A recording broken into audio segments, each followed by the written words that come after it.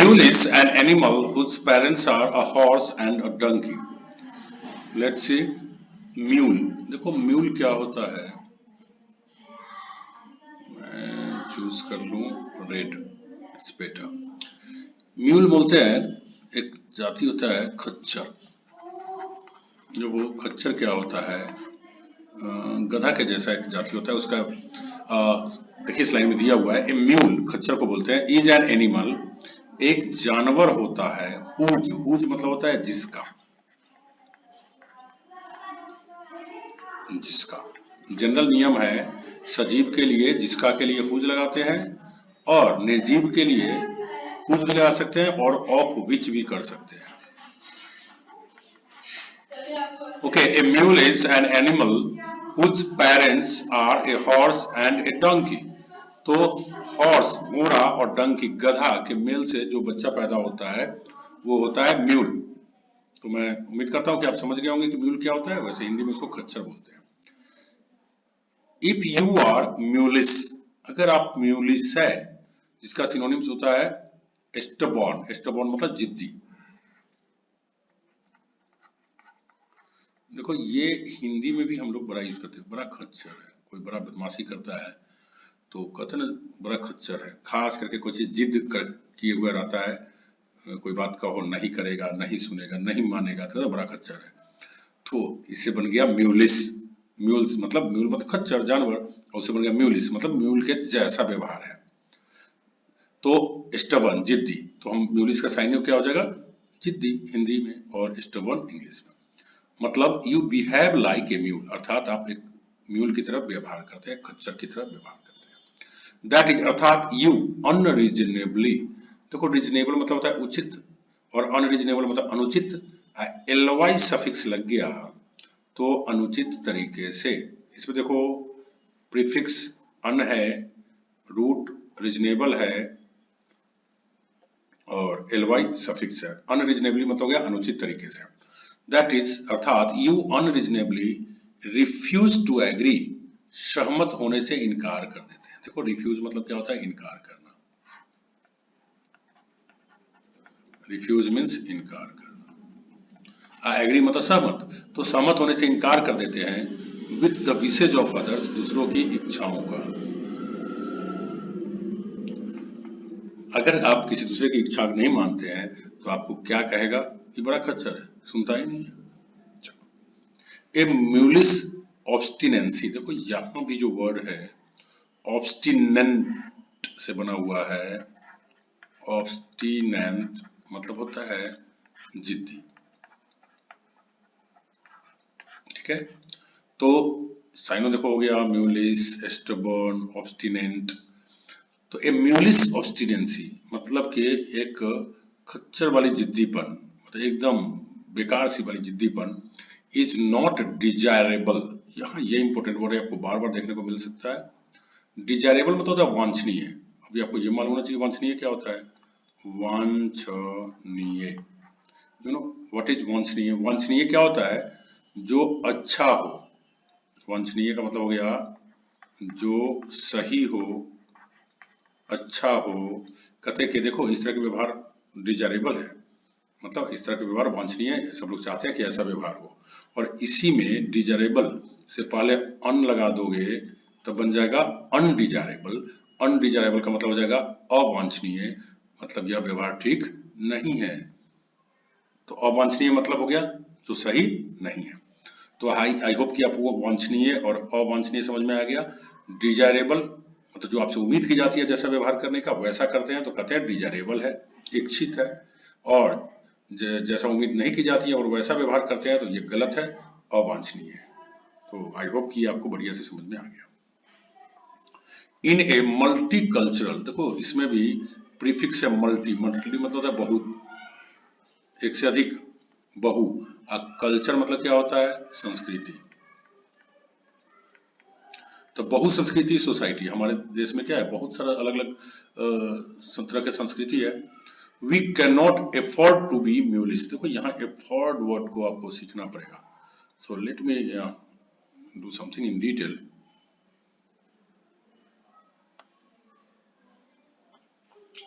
देखो एफर्ट का एक्चुअल मतलब होता है वहन करना। वहन करना का मतलब क्या होता है? का भार,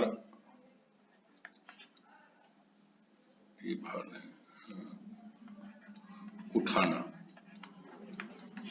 का बोझ सहना।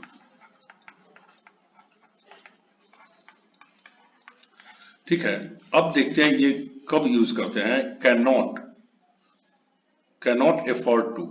अब ये देखो, जैसे कहता है we can not afford to something.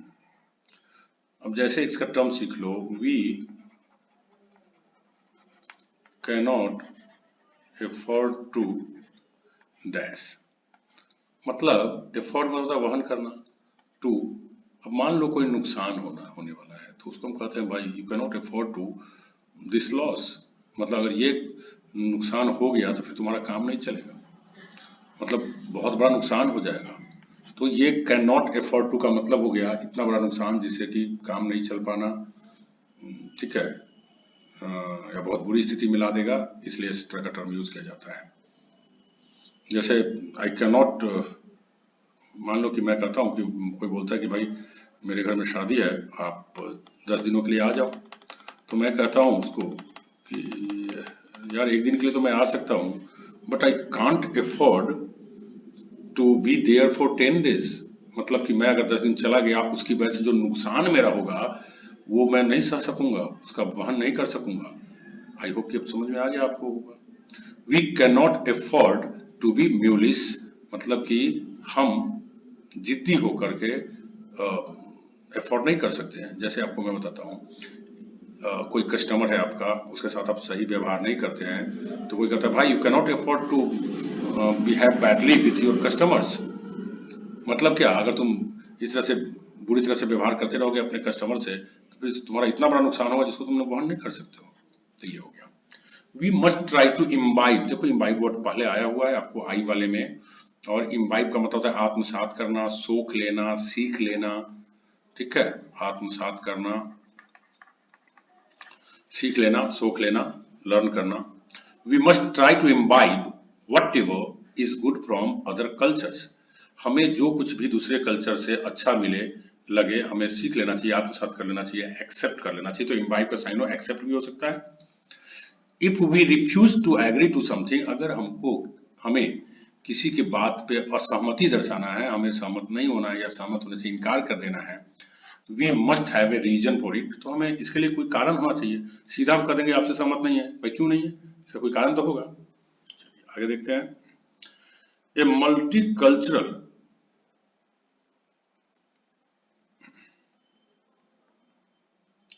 A multicultural society. देखो यहाँ भी मल्टी में बहु, एक से अधिक, कल्चरल मतलब सांस्कृतिक, कल्चर से कल्चरल बन गया, एडजेक्टिव बन गया, सोसाइटी में समाज। मतलब क्या, बहुसांस्कृतिक समाज, मतलब एक से अधिक संस्कृति वालों समाज कौन होता है? इज वन, वह होता है दैट कंसिस्ट ऑफ। ये बड़ा इंपॉर्टेंट है कंपटीशन के पॉइंट ऑफ व्यू से। वैसे मैंने टेंस में आपको पढ़ा रखा है, कंसिस्ट ऑफ मतलब रखना, होना, और कंसिस्ट के साथ ऑफ प्रपोजिशन लगता है, इसका साइनो होता है कंप्राइज, और इसके साथ कोई प्रीपोजिशन नहीं लगता है। अक्सर कंप्राइज के साथ ऑफ या विथ प्रीपोजिशन लगा करके एरर दिया जाता है, तो आपको इस बात का ध्यान रखना है। तो कहता है multicultural society is one that consist of many cultures. Multicultural society वह होता है जहां पे बहुत सारी संस्कृतियां होती है। द प्रीफिक्स मल्टी, मैं बताता भी आ रहा हूं, मल्टी मीन्स मेनी। मल्टी का मतलब होता है बहुत सारा, many. Let us look at a few multi words. चलिए हम मल्टी से बने हुए कुछ शब्द देखते हैं। मल्टी कलर्ड मतलब बहुरंग, मल्टी मतलब बहु, बहुत ज्यादा, कलर्ड मतलब रंग का। मल्टी फैसेटेड मतलब जिसका बहुत सारा चेहरा हो, फेस मतलब बोलते हैं ना चेहरा, तो मल्टी फैसेटेड मतलब बहु चेहरे वाला।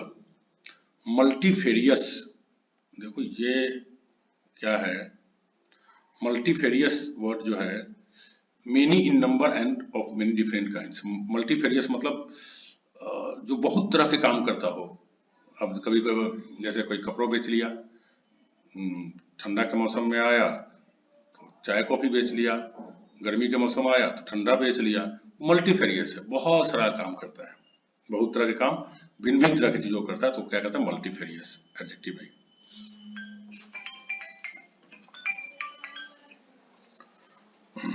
तो हम देखते हैं many in number end of many kinds. Multilateral, just a minute, multilateral मतलब मेनी साइड्स। देखो मल्टी मतलब बहु, लैटरल मतलब होता है साइड, पक्ष। तो मल्टीलैटरल का मतलब हैविंग मेनी साइड, जिसका बहुत सारा साइड हो। मल्टीलिंगुअल, मल्टी मतलब बहु, लिंगुअल मतलब भाषा, जिसमें जिसका एक से अधिक भाषा हो, बहुभाषी। इन कंप्यूटिंग, कंप्यूटर की दुनिया में वी यूज मल्टीमीडिया, मल्टी मतलब बहु, मीडिया मतलब जैसे वीडियो का तरीका हो गया, साउंड का हो गया, पिक्चर का हो गया, सब क्या मीडिया है। तो मल्टीमीडिया हम क्या करते हैं कंप्यूटर में, मल्टीमीडिया यूज करते हैं, पिक्चर का भी यूज कर लेते हैं, साउंड को भी यूज कर लेते हैं, वीडियो का भी यूज कर लेते हैं। Multimedia to refer to programs, ऐसे प्रोग्राम से इसका मतलब होता है, एंड प्रोडक्ट्स, ऐसे उत्पाद से मतलब होता है, विच इन्वॉल्व, जिसमें शामिल होता है, the use of sound, sound का प्रयोग, पिक्चर्स तस्वीर, एंड द फिल्म, चलती हुई जो पिक्चर होते हैं उसको फिल्म बोलते हैं, एज वेल एज के साथ साथ ऑर्डिनरी टेक्स्ट, टेक्स्ट बोलते हैं लिखावट को। अगर आप कंप्यूटर जानते हैं तो आप बहुत अच्छे से समझ जाएंगे टेक्स्ट को। Ordinary text, to convey, convey मतलब होता है देना, सूचित करना, पहुंचाना, इंफॉर्मेशन, सूचना को। ये मल्टीनेशनल, मल्टीनेशनल मतलब होता है बहुराष्ट्रीय, मल्टी मतलब बहु, एक से अधिक, नेशनल मतलब राष्ट्र, तो बहुराष्ट्रीय company. Multinational company is one, multinational company वह होती है दैट हैज ब्रांचेस, जिसकी शाखाएं, और सब्सिडी, सब्सिडी कंपनी, सब्सिडी मतलब होता है सहायक, सहायक। आप एग्जाम में लेते हैं ना सब्सिडी पेपर, सहायक पेपर होता है। और subsidy companies in many different countries, वो बहुत सारे अलग अलग देशों में रहते हैं। ए मल्टीट्यूड ऑफ थिंग्स, किसी भी चीज की मल्टीट्यूड का मतलब होता है बहुतायत, बहुतायत।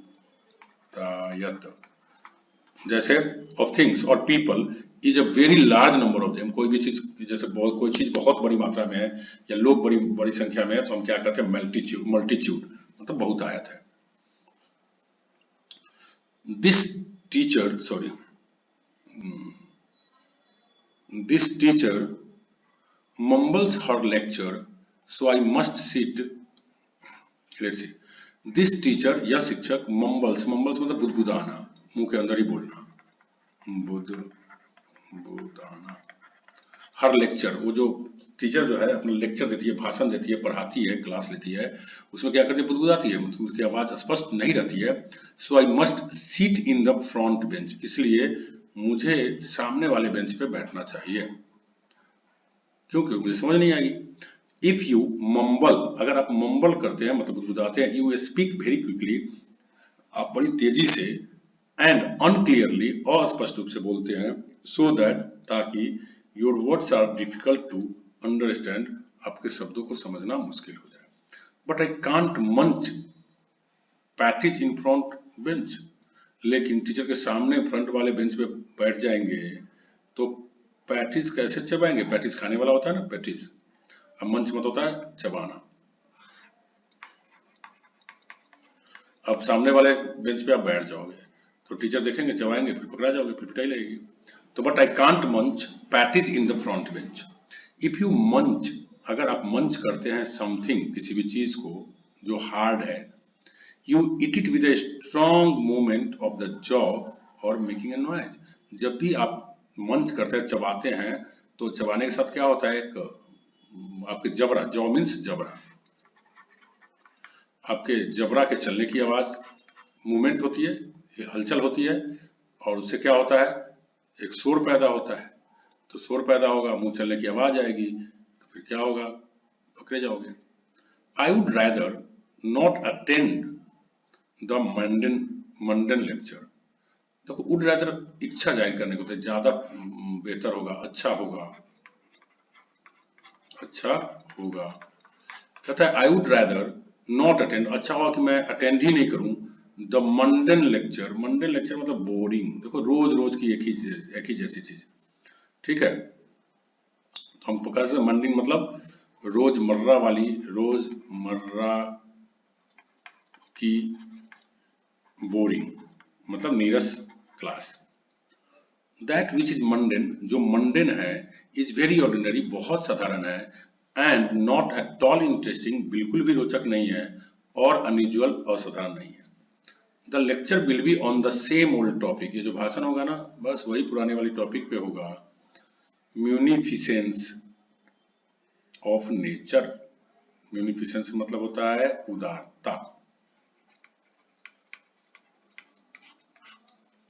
उदार देखो म्यूनिफिसेंस का मीनिंग क्या है, स्प्लेंडिड मतलब होता है शानदार, और जेनरोसिटी मतलब उदारता। तो कहता है कि ऑफ नेचर मतलब प्रकृति, उसी टॉपिक पे हुआ कि प्रकृति की जबरदस्त उदारता के ऊपर बातचीत की जाएगी।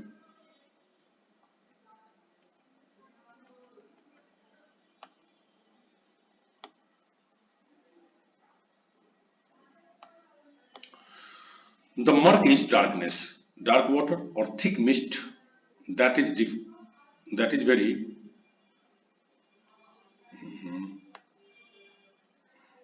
Difficult to see through. देखो मर्क मतलब होता है अंधेरा, वैसे भी लिखा हुआ है murk is darkness, darkness means अंधेरा, अंधेरापन। या डार्क वाटर, ऐसा वाटर जिसे आर पार देखा नहीं जा सके। थिक मिस्ट, मिस्ट मतलब धुंध, थिक मतलब मोटा, एकदम मोटा धुंध जिसको आर पार आप नहीं देख सकते हैं। That is very difficult to see through, जिसके होकर के देखना बड़ा मुश्किल हो। सी थ्रू मतलब जिससे होकर के देखना, सी थ्रू मतलब समझना भी होता है। सो इफ समथिंग, अगर कोई चीज, सच एज ए लॉ, कोई कानून, इज मर्की, वो मर्की है मतलब कि अंधकारमय है। The details of it are not clear, मतलब कि इसके बारे में विशेष जानकारी नहीं है, और it is difficult to understand, या इसको समझना बहुत मुश्किल है।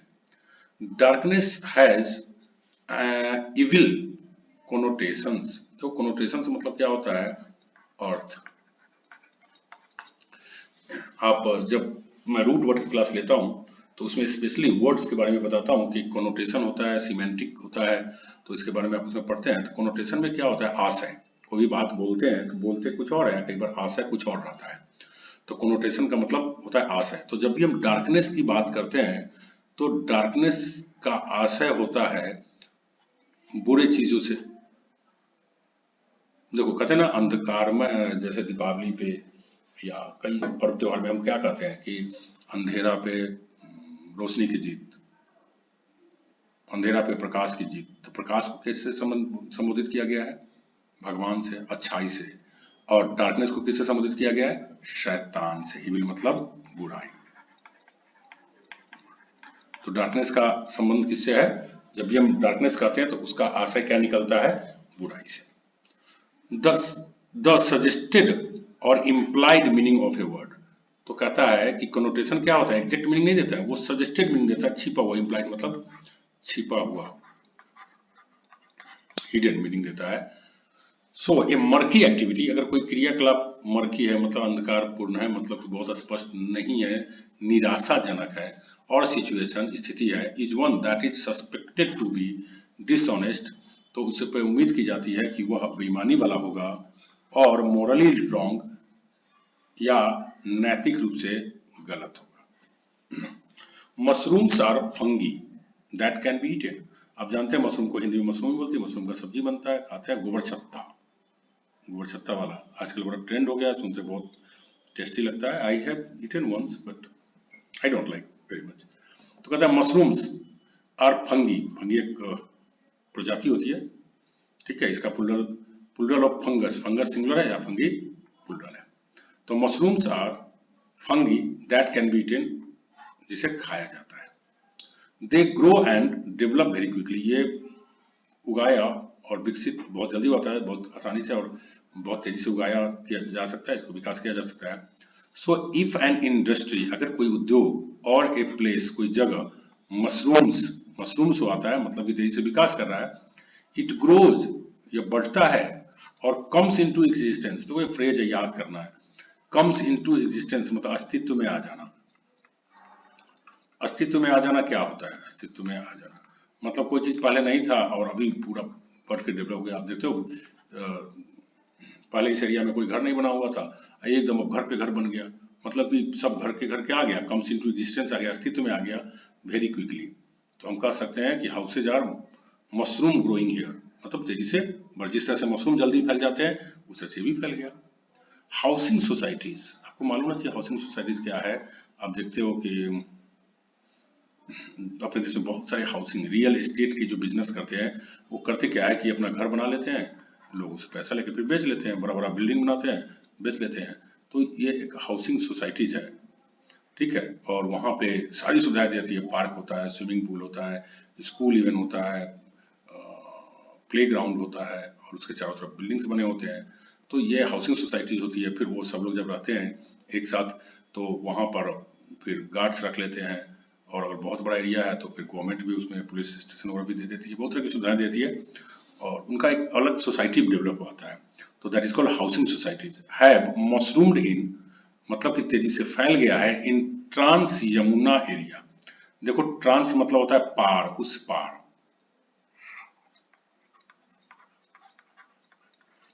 यमुना, दिल्ली में यमुना है, यमुना के दूसरी ओर, यमुना के उस पार ये हाउसिंग सोसाइटीज बहुत बढ़ गई है, तेजी से फैल गई है।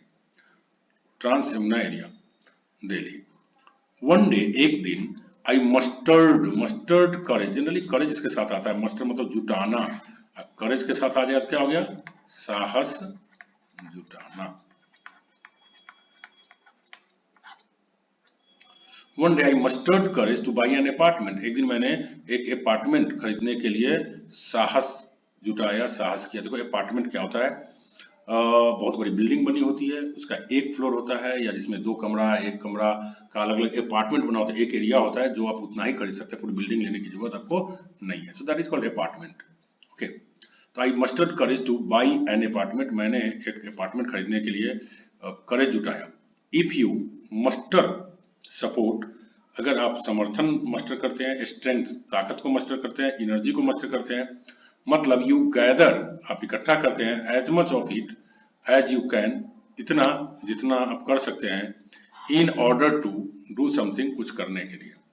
इफ समथिंग पासेज मस्टर, अगर कोई भी चीज पासेज मस्टर करता है, it is good enough for the thing it is needed for, मतलब क्या, यह उस चीज के लिए काफी अच्छा है जिस चीज के लिए इसकी आवश्यकता थी। अर्थात that is it is accepted as a satisfactory, मतलब इसे एक संतोषजनक चीज के रूप में स्वीकार किया जाता है। When the property dealer told me the price of the apartment, जब प्रॉपर्टी डीलर जो प्रॉपर्टी बेचता है ने मुझे इस अपार्टमेंट का कीमत बताया, आई वॉज म्यूटेड, देखो म्यूट आप रिमोट कंट्रोल पे देते हो, म्यूट साउंड खत्म कर देते हैं तो म्यूट होता है ना। तो अगर आप स्पीचलेस बन जाते हो, आप अब आपके पास कोई सब आप आवाज ही नहीं निकल रही है, बोल ही नहीं पा रहे हो कुछ, तो वो क्या कहलाता है? म्यूट। तो कहता है जैसे ही प्रॉपर्टी डीलर ने मुझे उसका कीमत बताया तो मैं तो म्यूट हो गया, जैसे कि मेरे पास जुबान में आवाज ही नहीं है। इफ यू आर म्यूट, अगर आप म्यूट है, यू आर साइलेंट, आप शांत हो आते हैं, फॉर सम रीजन, किसी कारणवश। If you mute a sound, अगर आप किसी आवाज को म्यूट कर देते हैं, यू लोअर इट्स वॉल्यूम, तो आप इसके वॉल्यूम को कम कर देते हैं। If you do not want sound, अगर आप आवाज नहीं चाहते हैं, press the mute button on your remote, तो आप क्या करते हैं? अगर आप आवाज नहीं चाहते हैं तो अपने रिमोट बटन पर म्यूट को प्रेस कर दीजिए, आवाज खत्म हो जाएगी।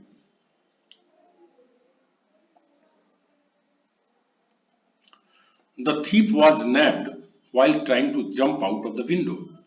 चोर को दबोच लिया गया, दबोचना, दबोचना, चोर को दबोच लिया गया जब वह खिड़की से बाहर कूदने की कोशिश कर रहा था। इफ ए क्रिमिनल, अगर कोई अपराधी, is caught in act of wrong doing, अगर कोई गलत करते हुए पकड़े जाते हैं, ही इज नैप्ड, मतलब उसको दबोच लिया जाता है। एक्चुअली पुलिस क्या करती है? अरेस्ट कर लेती है, गिरफ्तार कर लेती है। He had never been caught before, इससे पहले वो कभी भी पकड़ा नहीं गया था, nor has he been caught after that, और फिर उसके बाद भी कभी नहीं पकड़ा गया। चलिए तो हम एक बार फिर से इसको पूरा पढ़ करके अर्थ लगा लेते हैं ताकि आपके माइंड में ये बात क्लियर हो जाए।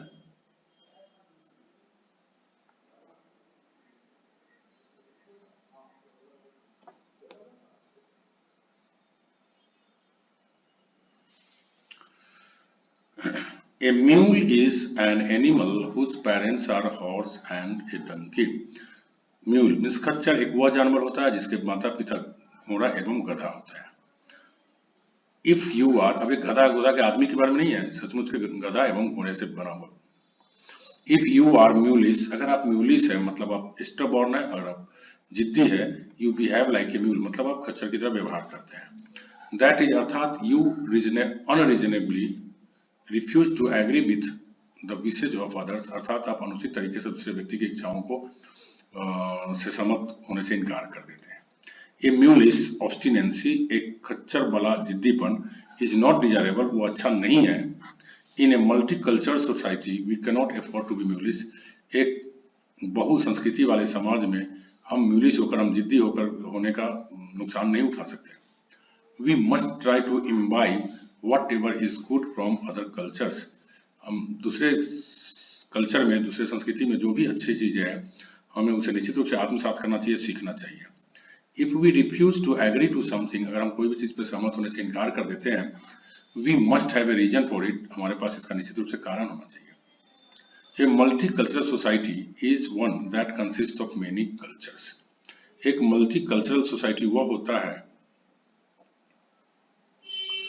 जिसके पास, जिस सोसाइटी में बहुत तरह के संस्कृति होती है, कल्चर्स होती है। द प्रीफिक्स उपसर्ग मल्टी मीन्स मेनी, मल्टी का मतलब होता है बहुत सारे। Let us look at a few multi word, चलिए मल्टी से बने हुए कुछ शब्द देखते हैं। मल्टी कलर्ड बहुरंगी, मल्टी फेसेड बहु फेस वाले, मल्टीफेरियस बहुआयामी मतलब बहुत प्रकार के विभिन्न चीजों को काम करने वाले, मल्टीलैटरल एक से अधिक साइड होने वाले, जिसके पास एक से अधिक साइड हो, मल्टीलिंगुअल बहुभाषी। इन कंप्यूटिंग, कंप्यूटर में वी यूज मल्टीमीडिया, हम यूज करते हैं multimedia to refer to programs and products, ऐसे प्रोग्राम एवं प्रोडक्ट्स के बारे में, विच इन्वॉल्व जिसमें शामिल होता है the use of sound, picture and film, जिसमें पिक्चर, फिल्म और as well as ordinary text के साथ साथ ही साधारण लिखावट टू कन्वे इंफॉर्मेशन, चीजों को भेजने के लिए। जो हम कोई प्रचार देखते हैं या फिल्म देखते हैं तो उसमें क्या देखते हैं, पिक्चर भी होता है, साउंड भी होता है, सब कुछ होता है। A multinational company is one that has branches और subsidiary branch companies in many different countries. एक मल्टीनेशनल ऐसी कंपनी होती है, इज वन वो होती है जिसके बहुत सारे ब्रांचेज होते हैं और सहायक कंपनियां होती है, इन मेनी डिफरेंट कंट्रीज, अलग अलग देशों में। ए मल्टीट्यूड ऑफ थिंग्स और people is a very large number of them, किसी भी चीज का मल्टीट्यूड जब हम कहते हैं या लोग कहते हैं वो बहुत बड़ा होता है, बड़ी संख्या में होता है, विशाल होता है।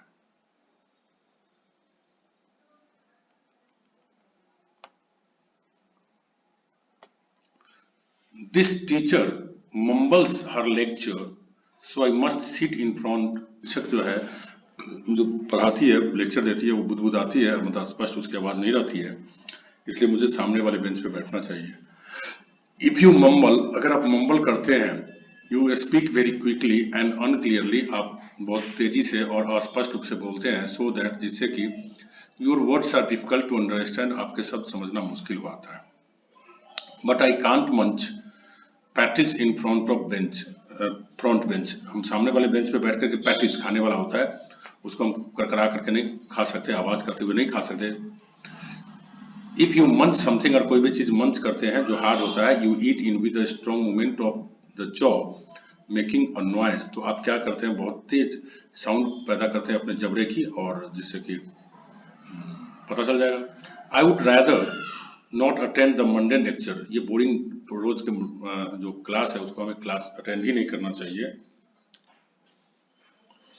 That which is mundane is very ordinary and not at all interesting और अनयूजुअल। कोई भी जो चीज मंडेन होती है वो साधारण होती है और बहुत ज्यादा रोचक और अनयूजुअल नहीं होती है। The lecture will be on the same old topic, lecture उसी पुराने टॉपिक पे होगी। म्यूनिफिसेंस, इसका मतलब होता है स्प्लेंडिड जेनरोसिटी ऑफ नेचर, मतलब प्रकृति की महान उदारता। The murk is darkness, murk का मतलब होता है अंधकार में। डार्क वाटर, अंधकार में पानी, मतलब ऐसा जिसको आर पार नहीं देखा जा सके। और थिक मिस्ट, मोटा धुंध, that is very difficult to see through, जिसके अंदर से देखना बहुत मुश्किल हो। So if something such as a law is murky, तो अगर कोई भी चीज जैसे कानून अगर मर्की कहते हैं उसको, मतलब that is the details of it are not clear, अर्थात उसके जो डिटेल्स है, विवरण है, वो स्पष्ट नहीं है। और it is difficult to understand, या इसको समझना मुश्किल है। Darkness has evil connotations, darkness का मतलब आशय है बुराई से। दैट सजेस्ट, कॉनोटेशन का मतलब क्या होता है? द सजेस्टेड और implied meaning of a word, मतलब कोई वर्ड जो संभावित मीनिंग बताता है या इसमें छिपा हुआ जो मीनिंग है। सो ये मर्की एक्टिविटी और situation is one that is suspected to be dishonest और मॉरली रॉन्ग। तो मर्की एक्टिविटी या स्थिति वह होती है जिसपे संदेह हो सकता है कि वो बेईमानी भरा हो या नैतिक रूप से गलत हो।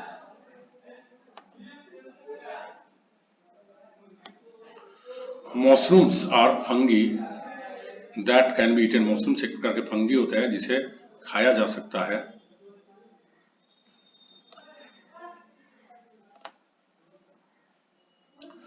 दे grow and develop very quickly, वे बड़े आसानी, मतलब वे बड़े होते हैं और विकास करते हैं बड़ी तेजी से। सो इफ एन इंडस्ट्री और ए प्लेस मशरूम्स, अगर कोई उद्योग या कोई जगह मशरूम्स करता है, मतलब इट ग्रोज और comes into existence very quickly, मतलब वो बड़ी तेजी से विकास कर जाता है, तुरंत अस्तित्व में आ जाता है। Housing societies have mushroomed in the trans Yamuna area in Delhi, Delhi में जमुना के पार हाउसिंग सोसाइटीज बड़ी तेजी से फैला है।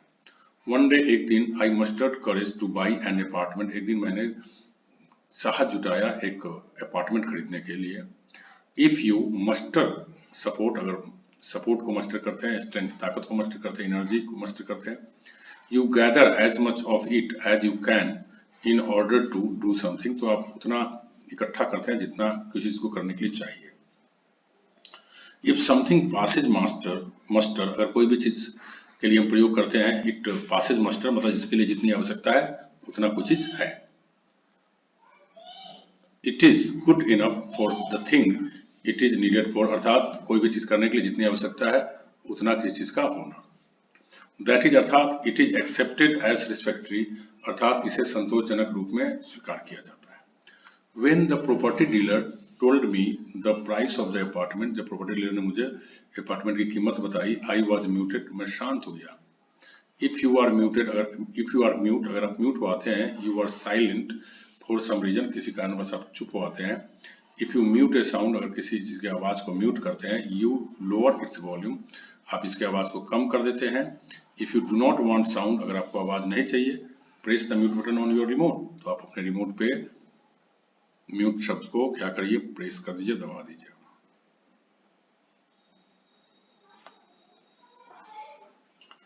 The thief was nabbed while trying to jump out of the window, जब चोर विंडो से बाहर कूदने की कोशिश कर रहा था तो उसे दबोच लिया गया। If a criminal is caught in act of wrongdoing, अगर किसी अपराधी को कुछ गलत करते हुए पकड़ा जाता है, he is nabbed, उसे दबोच लिया जाता है, मतलब उसे गिरफ्तार किया जाता है। He had never been caught before, उसे पहले कभी नहीं पकड़ा गया था। Nor has he been caught after that, और ना ही उसके बाद कभी पकड़ा गया। So thank you very much.